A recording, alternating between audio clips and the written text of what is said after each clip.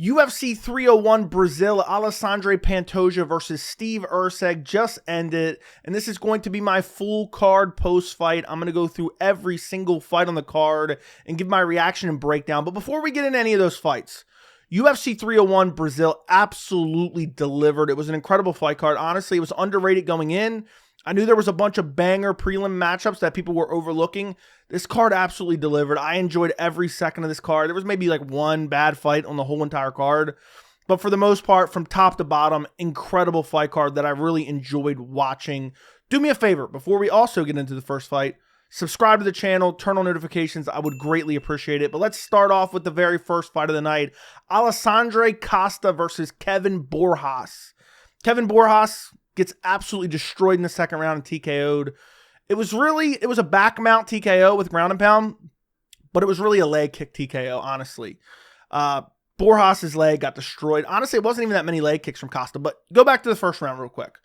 Costa won the first round, hurt him late. I think it was a left hook and then a flying knee, and then Costa got over aggressive and almost got caught with a flying knee himself, or did get clipped up a little bit with a flying knee. I'm trying to remember this first fight of the night, which was like 9 hours ago at this point. But Costa clearly wins the first round, outstruck him. Borjas being very inactive in the first round. Second round, Costa starts slamming leg kicks. Immediately after he lands one, you can tell Borjas is basically hurt badly from the leg kick. Throws another one. Borjas goes down. The referee almost jumps in right there. Costa follows him down, starts landing some hammer fist, but Borjas is able to survive and get back up. Eats another leg kicks, hurt badly, eventually goes back to the ground, ends up full mounted. Then he gives up his back, and Costa just pounds him out from the back position. Great win for Costa. Honestly, I'm watching Costa dominate Kevin Borjas, and I'm thinking, you know what? How good is Steve Erceg? Because Steve Erceg didn't really run into any trouble with Costa. But overall, Costa just bigger, stronger, had a grappling advantage for sure, and those leg kicks just destroyed the calf of Kevin Borjas. He had no answer. I mean, it was literally like one of them, and he got smashed. I mean, he ate a couple in the first round, maybe, but it was just like, boom. It's usually with the leg kick TKOs, you see it kind of leading up to it. I know this wasn't technically a leg kick TKO, but it basically was. You kind of see the writing on the wall. Okay, this may happen. No, it was just one smashed him. He was off balance, and then boom, Costa just kept going to it. And it was nasty killer instinct from Costa, and he gets the finish via ground and pound. Moving up on the card, we have Ismael Bonfim versus Vinc Pichel. Ismael Bonfim just dominated him the entire fight. Landed looping shots. Vinc Pichel looked okay in the first round. Was landing some leg kicks in the first round. But just really dominated throughout. There wasn't very much grappling in this fight. I think the first round, Bonfim got a takedown. There was a scramble, and then Bonfim looked for a guillotine that he didn't get. I think that was at the end of the first round. Vinc Pichel really showed his age in this fight. He just, after the first round, he had nothing. And I don't even think Bonfim looked all that great. I mean, he looked good, don't get me wrong. But I felt like he should have blew through Vinc Pichel.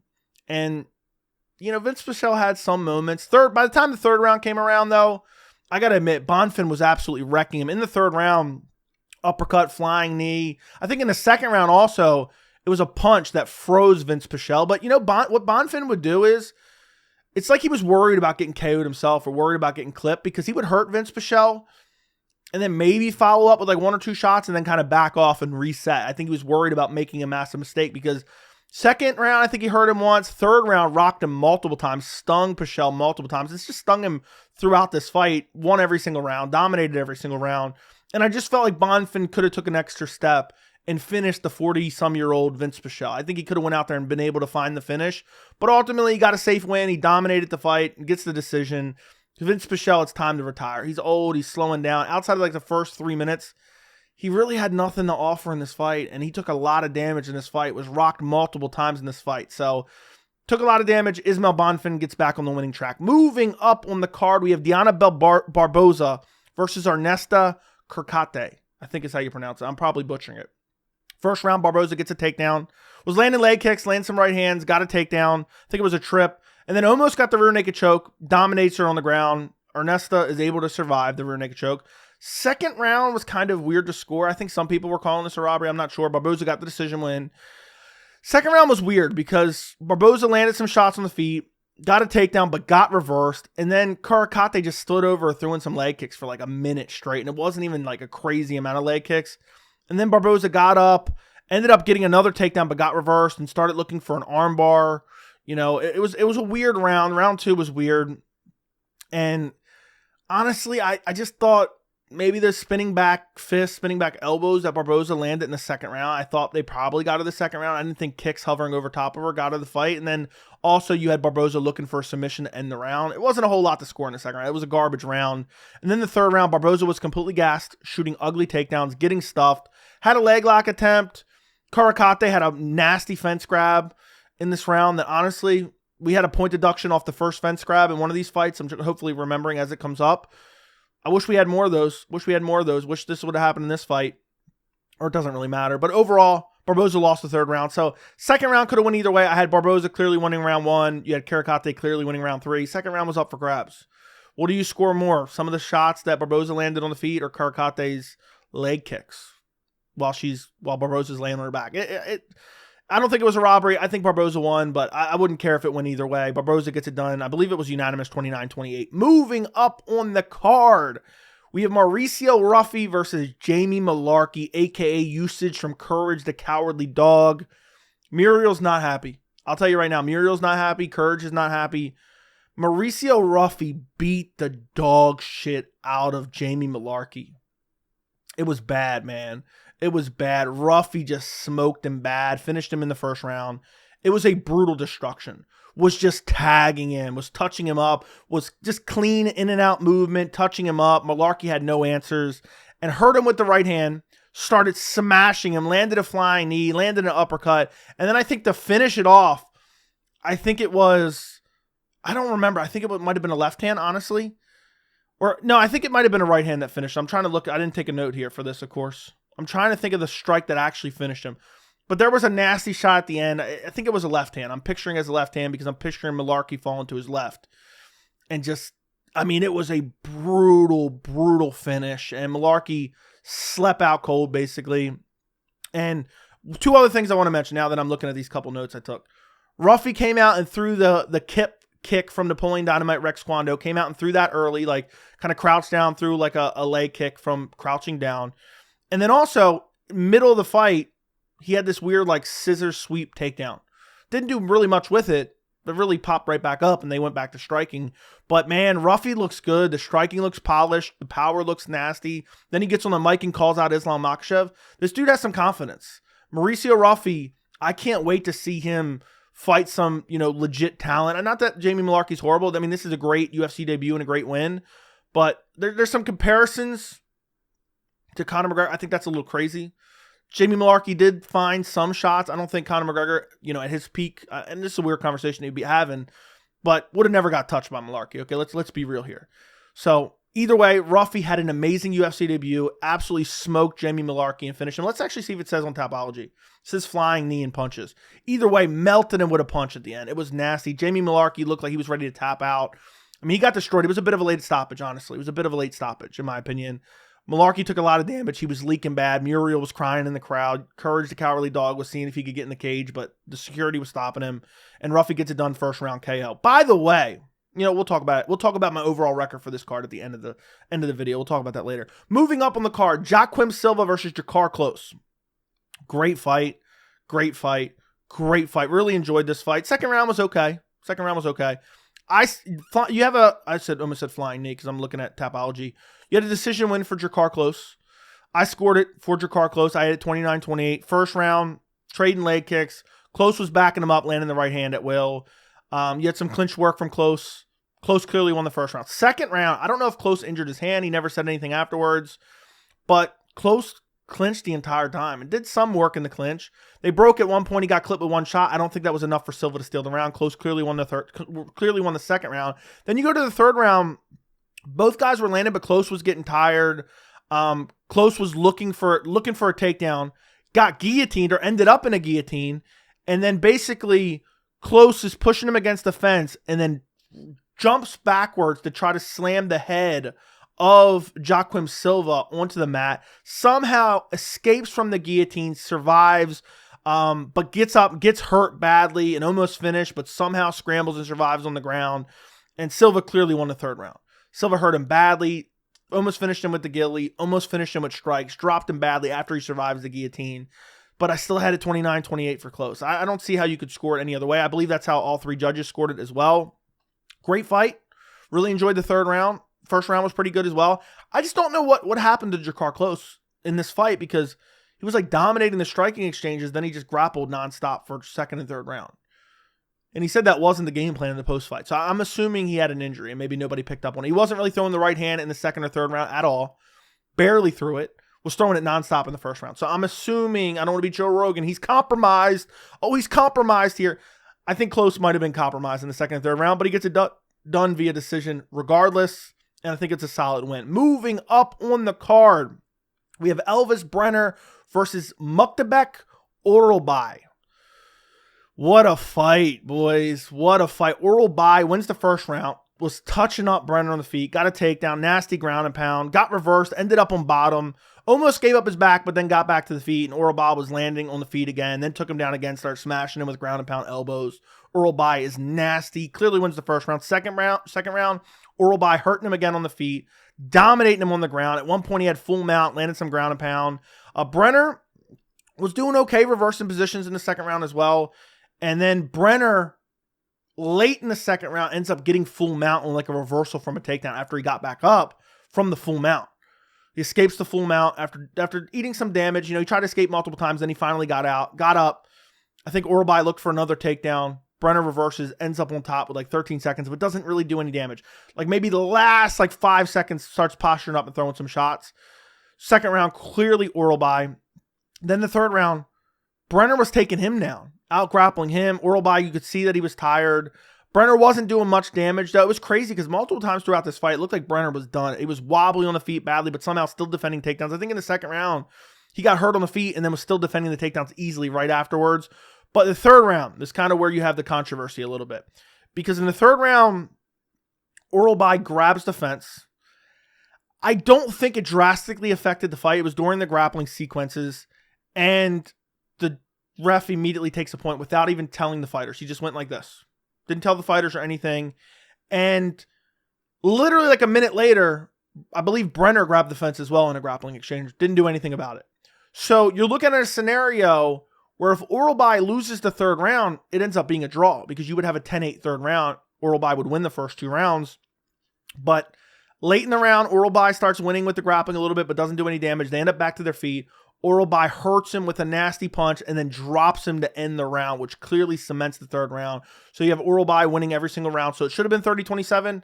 I think all 3 judges had it 29-27 because of the point deduction in the third round. I don't know what that ref was doing, to be quite honest.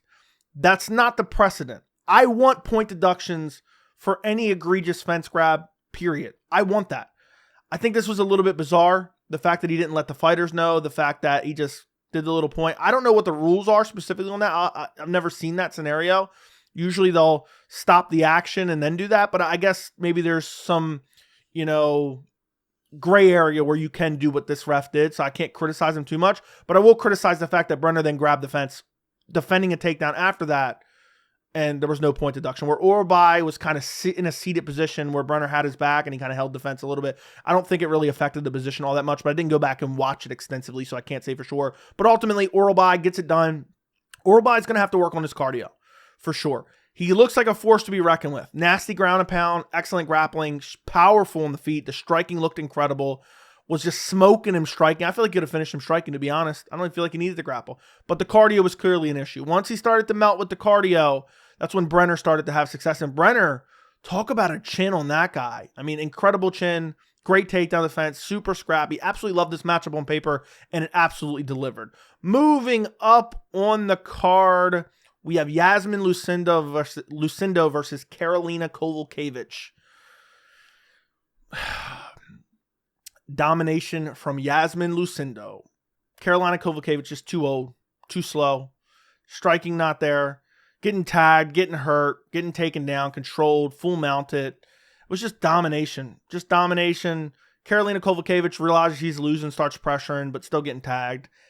Really, Karolina just had nothing to offer. It's sad. I mean, I've been watching this sport for so long. I remember Karolina was a title contender. Think about how crazy that is. She was a title contender.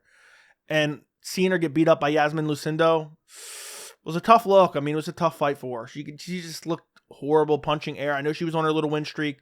Should have retired on that win streak. Iasmin Lucindo gets it done via decision.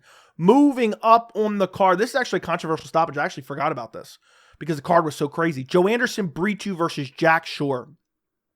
Jack Shore's got to go down to bantamweight. But Joanderson Brito gets it done via second round doctor stoppage due to a cut on the shin.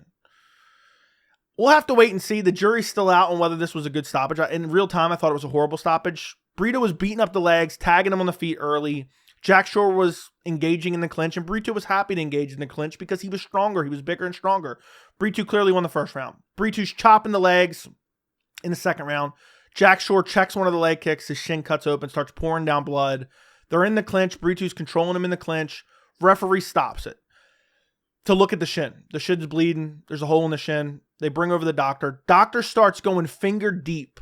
Starts going finger deep into Jack Shore's shin, doing more damage than any of the leg kicks did. He's literally going knuckle deep in this thing. I swear on my life. I thought he was about to pull down his pants. And poking it and prying it and just penetrating it. I mean, picture this cut as Bruno Silva's eye, and the doctor was Chris Weidman. That's how bad this was. And Jack Shore's kind of grimacing a little bit, and then he stops the fight. He waves off the fight. I don't know. Apparently there were some rumors that apparently the doctor said he thought it was fractured, and that's why. I find it hard to believe that that was fractured. I'm not a doctor. I don't know. I didn't touch it firsthand. Just initial impression, I'm like, no way that's fractured.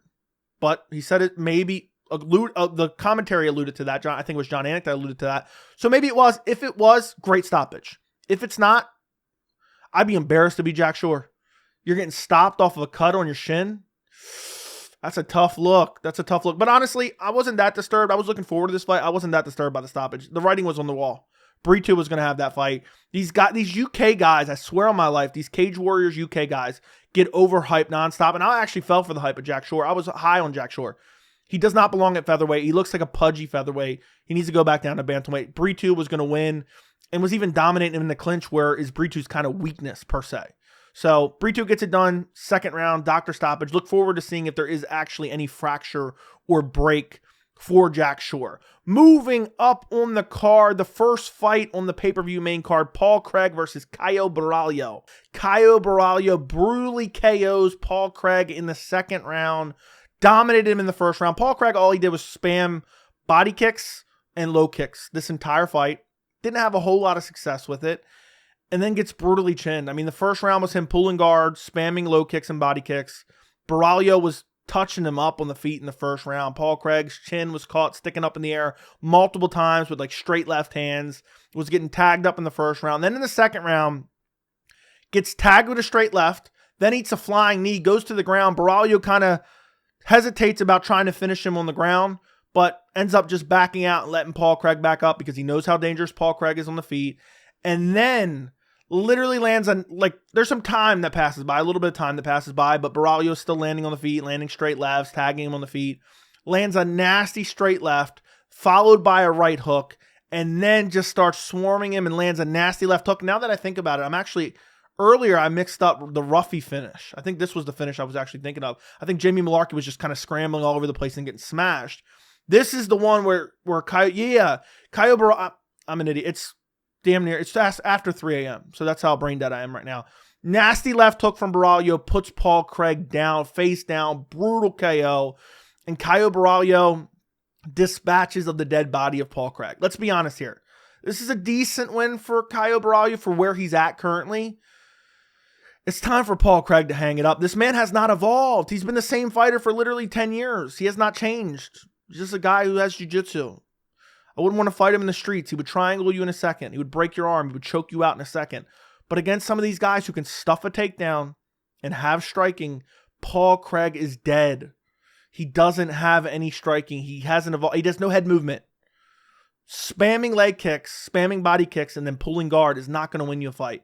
Caio Borralho should have won this fight, and he did win this fight, and he went out and absolutely destroyed Paul Craig. Paul Craig, I don't want to see him in any more quote-unquote big fights. I don't want to see him against any contenders.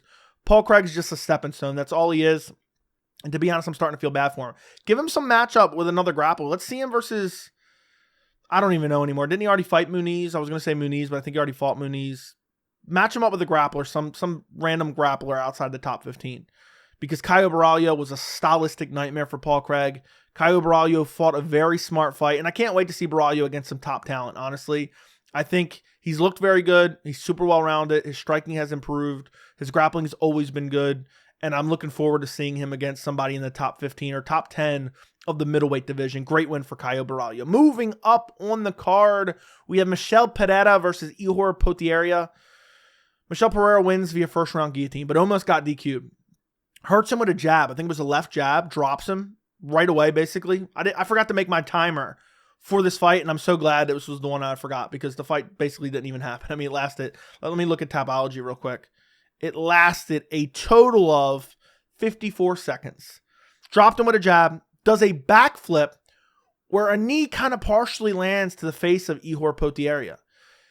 And then, as Potieria starts to scramble up, I think Pereira landed a couple ground and pound shots. Pereira finds a guillotine, chokes him out cold. He taps.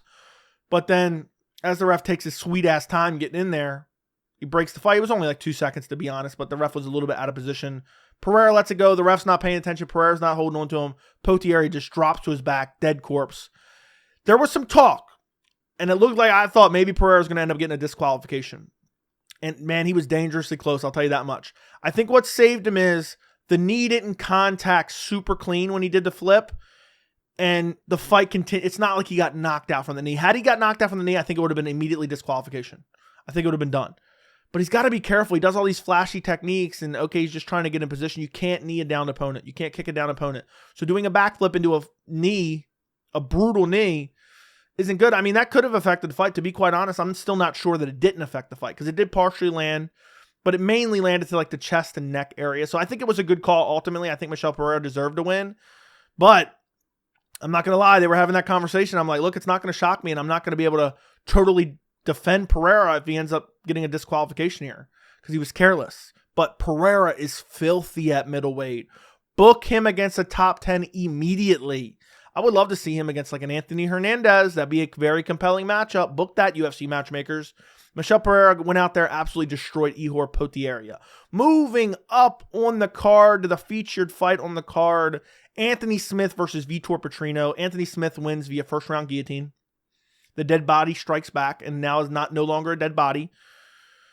He did say something delusional afterwards, according to the commentary team, but we'll talk about that in a second. Vitor Petrino was landing on the feet, busting him up on the feet, landing good shots, immediately shoots an on takedown, but I think there's something everyone missed.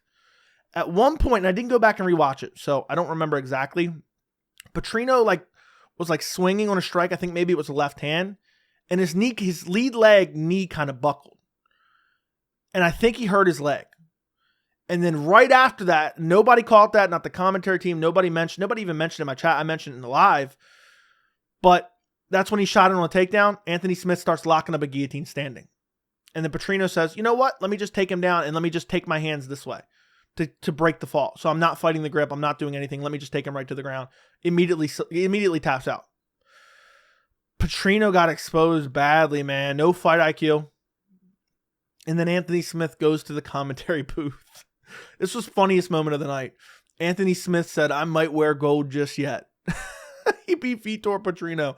And dude's talking about fighting for the title. I kind of hope. I wish they would just throw up a random pay-per-view in 2 weeks. Change one of those shit fight night cards to a pay-per-view. And give Alex Pereira Anthony Smith. I would love to see that shit. That would be hilarious. That would be hilarious. But Anthony Smith, let's pump the brakes. Let's pump the brakes, Mr. CTE. Champion off of beating Vitor Petrino. Let's pump the brakes. And maybe he didn't say that. Maybe the commentary team misunderstood. That's crazy, though. But Vitor Petrino embarrassed himself, exposed badly, lost his undefeated record to a dead corpse in Anthony Smith, who's no longer a dead corpse because he got to win here, so I can't call him a dead corpse anymore. Vitor Petrino should have been able to win this fight.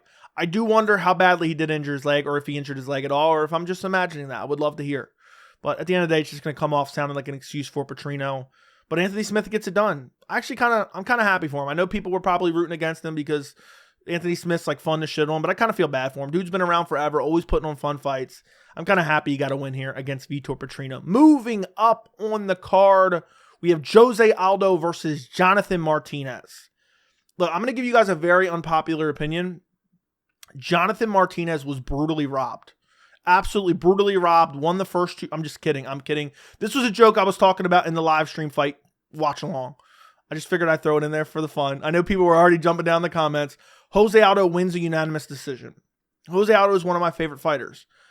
First round was honestly pretty close. I thought the first round was pretty close, but I thought Aldo clearly won, was landing some good right hands, landing some good body shots. Second round, I would say it was marginally close. I think Aldo started to pull out ahead, was ripping to the body, landing some good right hands.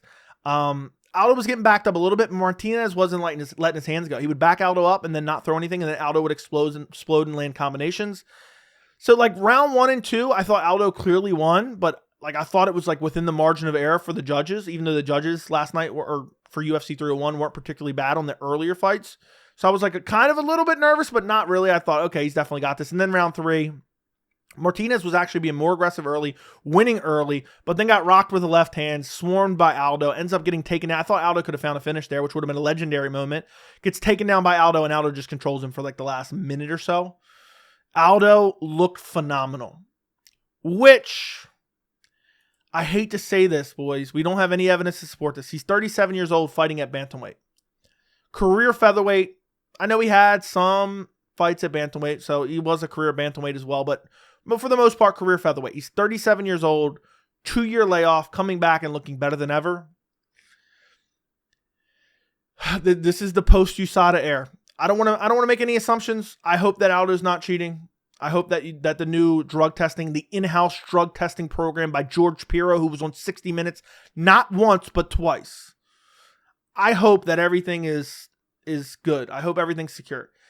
It just really piques my interest when I see a 37-year-old bantamweight come back after a 2-year layoff. And I guess, he was still competing at the elite of the elite before he left, so there is that. But to come back and look as good as he did against Jonathan Martinez, was boxing him up, was ripping him to the body, looked like a classic Aldo fight outside of like super heavy leg kicks. And because of the, orthodox versus southpaw, there really wasn't the leg kicks open for either one of them other than the inside leg kicks, which, they didn't really throw a whole lot of, but Aldo was checking some of them. Martinez didn't throw a whole lot. Martinez didn't throw a whole lot in general, which I really think cost him this fight. But overall, Aldo looked incredible. If that's how good he's going to look, honestly, give him one more fight. Give him a top-ranked opponent. I mean, he was in the top 5 when he left. He lost to Marab. No shame in that. Give Aldo another big fight. I would love to see the Piotr Jan rematch. I know they're probably going to do Piotr Jan versus Marlon Vera, but give Jose Aldo a big fight. If he wins that fight, I want to see him in a title shot. Imagine Sean O'Malley, Jose Aldo. That's a fucking heater, boys. That would be incredible. But Aldo's boxing looked crisp. I thought early, I was a little bit worried about him early because he seemed like so like heavy boxing, high guard. I thought it was going to leave him open to the body, but looked very, very good. Took some body kicks, took some teep kicks, but Jonathan Martinez, one of the best kickers in the bantamweight division, to be quite honest. But overall, Aldo looked incredible. Great performance in Rio. And then the entire crowd left afterwards. Shame on the Brazil crowd. Absolutely shame on the Brazil crowd. I don't think the UFC should ever go back to Brazil. Shame on 90% of the crowd. They left after Jose Aldo won against Jonathan Martinez. Also, Jose, I believe this was the last fight on his contract. Jose. I know it's Jose. I always say Jose, though. I think he got paid a fat check for this. Because Jose was the big draw to this card, clearly. So I think he got paid a lot of money. There was some talk of UFC 300 against Dominic Cruz. Dominic Cruz is in witness protection. Take him out of the rankings immediately. But Jose Aldo shows up in Rio and beats Jonathan Martinez, a game contender, and does it very, very impressively, and looks like Jose Aldo is at the top of the division still. So absolutely love the performance from Jose Aldo. Moving up on the card to the main event, Alexandre Pantoja versus Steve Erceg. Pantoja wins a unanimous decision. Let me see if I can actually pull up these scorecards real quick. You have Judge 1. I'm not even going to read their names because it doesn't matter. Fabio Alves, I'll read their names. Scores round 1, 3, and 5 for Alexandre Pantoja. Judge 2, Saul D'Amato, scores 1, 3, and 5 for Alexandre Pantoja. And the last judge, David Tyrell, scored 1, 2, 3, and 5 for Alexandre Pantoja. So 2 48-47s, 1 49-46. I was shocked at the reaction of this fight, okay? Because real time, if I go through this fight, I scored it 4-1. I went back and rewatched it. I see 3-2 potentially. But round 1, Pantoja was landing on the feet, got a takedown, was slamming the leg kicks, got a takedown. Erceg scrambled back up temporarily to his knees, got knee to the body, then got controlled some more. Ate some ground and pound as he looked to get up, got smashed with some ground and pound. I mean, it was brutal ground and pound from Pantoja. Pantoja clearly won the first round. There's no debate about that. Round 2 was closer than I thought watching it live, watching it back. Because early you had Pantoja get a takedown, get full mount, but didn't really do any damage with it. Erceg kind of scrambled back up, and Erceg landed an elbow and landed a couple good shots in the second round as well, and then gets taken down in the last 15 seconds, and Pantoja lands like a couple ground and pound shots. I thought round 2 was really, really close. I scored it for Pantoja live, and on rewatch, I'm splitting hairs on who to decide who took that second round. I think it could go either way. Round 3, which is the most controversial round, Pantoja clearly won round 3. These people don't understand the scoring criteria, and they keep saying damage-based scoring, but they don't understand what it means. So round 3, Pantoja was winning the round, was landing good shots, was rushing forward, landing big clubbing shots on Erceg's chin. And then late in the round, Erceg lands an elbow, which cuts open Pantoja, and then a left hook. And then Pantoja clinches up, gets a takedown, gets the back for a little bit, doesn't really do any damage with it. People think because Pantoja got cut to the forehead, and he had a crazy reaction after he clinched, he kind of like touched his forehead. People think that automatically means they see a drop of blood, and they're like, oh, that means Erceg won because it's damage-based scoring. Damage-based scoring does not just mean visual damage. It means concussive damage. It means impactful damage. Round 3, Pantoja was winning on the feet, clubbing him with good shots, landing leg kicks. He wasn't running away with it by a mile. I don't think 2 strikes, one which causes some blood to trickle out. Obviously, I'm kidding around a little bit by trickle, but to flow, it doesn't win you the entire round, especially when you got out-grappled in that round as well. I think Pantoja won round 3, and I think it was pretty clear that he won round 3. Round 4, clear as day, Erceg won round 4.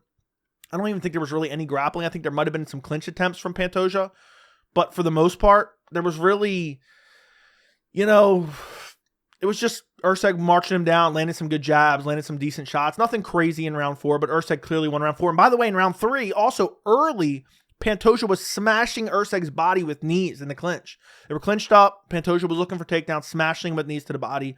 Then you have round 5. Pantoja came out in round 5 looking to win, was throwing good shots, was putting the pressure on Erceg. Erceg was forced to shoot twice. That's an exaggeration, but Erceg decided to shoot because he didn't like what was happening on the feet. Both times he gets reversed and ends up on bottom. First time he ends up back on his feet. Second time ends up getting out. There's a crazy scramble. And Pantoja just beats him to the point every single time and ends up on top. Control time. I think round 5 was very, very close. But I think you have to give it to Pantoja. If the striking is even, then you have to go to other criteria, effective grappling and so on and so forth. I don't think there's a debate for round 5.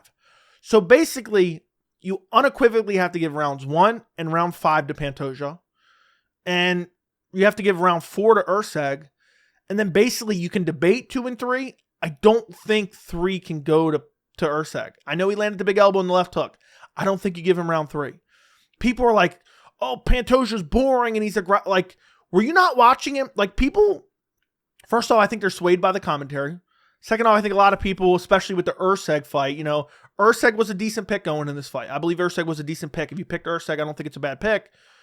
But I feel like a lot of people were like, yeah, I'm picking Erceg to chin Pantoja. Like it was the hipster thing to kind of do. And I think a lot of people are pissed that Erceg had a competitive fight but wasn't able to get it done. Erceg's corner knew he lost. Erceg knew he lost. Everyone knew he lost. The commentary team is just swaying you guys who were listening to this. Damage-based scoring is not just blood. I know Dominic Cruz, he would have saw that cut in the third round. He would have went back and rescored rounds 1 and round 2 for Erceg, just based on that third round elbow and left hook. That's not the way it works. So ultimately, if you want to give 2 and 4 to Erceg, that's fine. I think that's perfectly fine. I think that's perfectly acceptable. But I think the scorecards, I think they weren't bad. 1, 3, and 5. I think 1 and 3 and 5 were good. And then even the one that was scored for Pantoja 4-1, people were saying, this is insanity. I seen that on Twitter. No, it wasn't. Round 4 is the only round that Erceg clearly won, clear cut. That's it. I'm so tired of people being so biased. I mean, if Erceg would have won, it would have been a brutal robbery. I see more of a 5-0 for Pantoja than I see Erceg winning. And there's some people saying Erceg won 4-1. I don't know if they were trolling in the chat or what. That is delusion. That is absolute delusion that's disconnected from reality. So Pantoja got it done, and he got it done with his clubbing shots, his leg kicks. People underestimated his leg kicks. And the reason people, for some reason, are missing the striking on the feet is because Pantoja was grappling and not doing a whole lot of damage with his grappling.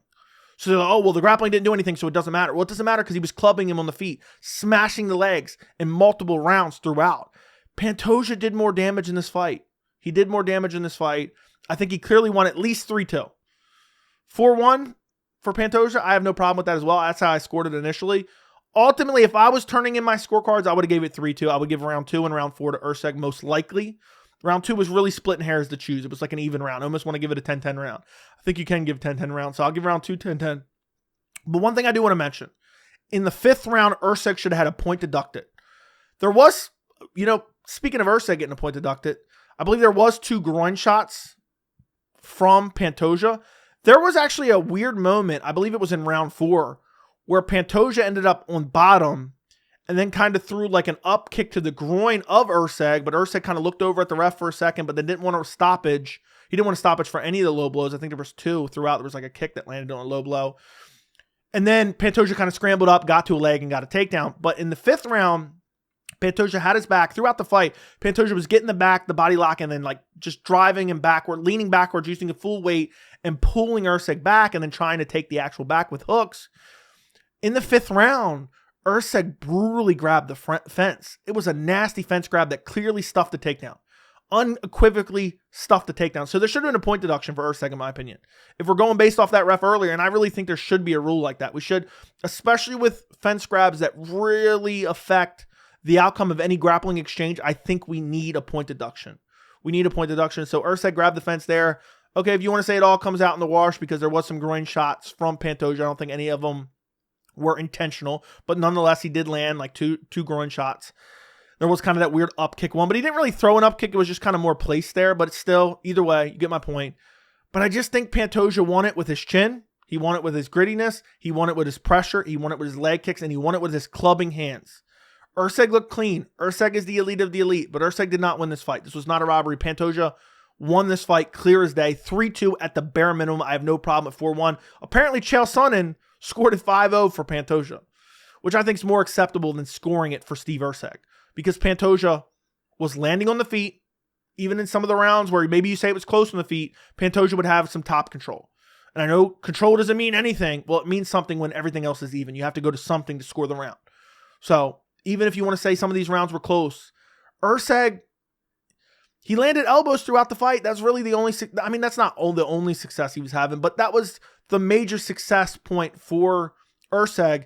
Plus his cardio. It seemed like he had the better cardio, but I also think Pantoja thought he won the first 3, which Steve Erceg's corner thought Pantoja won the first 3, and Pantoja's corner thought he won the first 3. I think Pantoja took round 4 off, thinking he was up 3. And then when they told him in the 5th round, look, I need you to go out there and win this because there was some close rounds kind of type deal. I don't remember exactly what they said. I don't think they said that verbatim. I think that's when Pantoja had his second breather from the 4th round.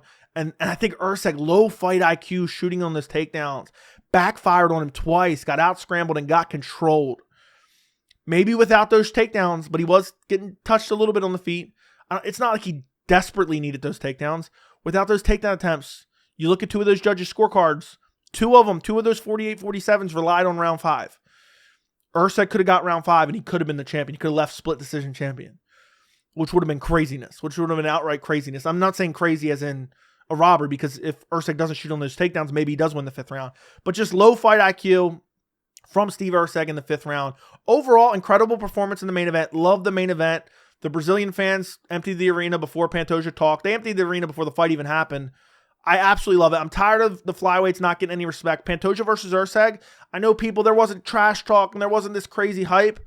It delivered in terms of skill for skill, seeing these guys compete. Absolutely love the main event. I'm happy that I spent my hard-earned $85 on UFC 301. Enjoyed the fight card. Main event was not a robbery. Let me know what you guys think down in the comments. Don't forget to like the video. Don't forget to subscribe to the channel. And thank you so much for watching.